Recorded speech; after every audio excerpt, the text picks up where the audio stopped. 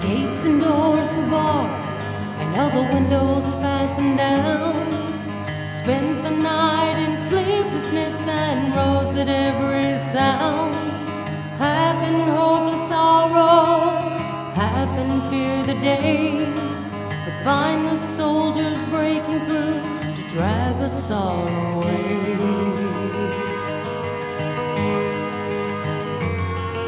And just before the sunrise, I heard something at the wall.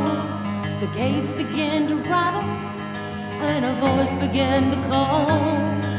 I hurried to the window, looked down into the street, expecting swords and torches and the sound of soldiers' feet. But there was no one there but Mary, so I went down to let her in. John stood there beside me as she told us where she'd been. She said they've moved him in the night and none of us knows where. The stone's been rolled away and now his body isn't there. We both ran toward the garden and John ran on ahead. We found the stone and the empty tomb just the way that Mary said. But the winding sheets they'd wrapped him in was just an empty shell. And how or where they'd taken him was more than I could tell.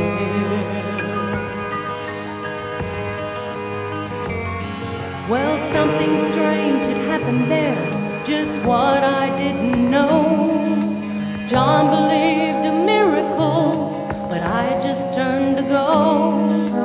Circumstance and speculation couldn't lift me very high, 'cause I'd seen them crucify him, then I saw him die.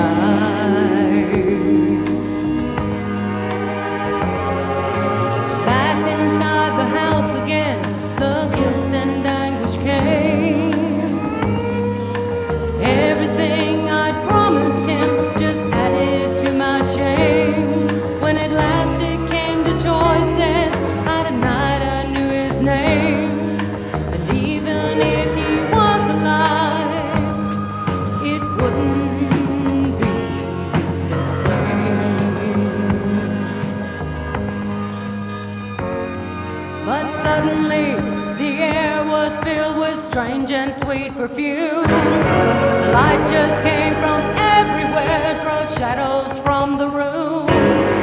Jesus stood before me with his arms held open wide, and I felt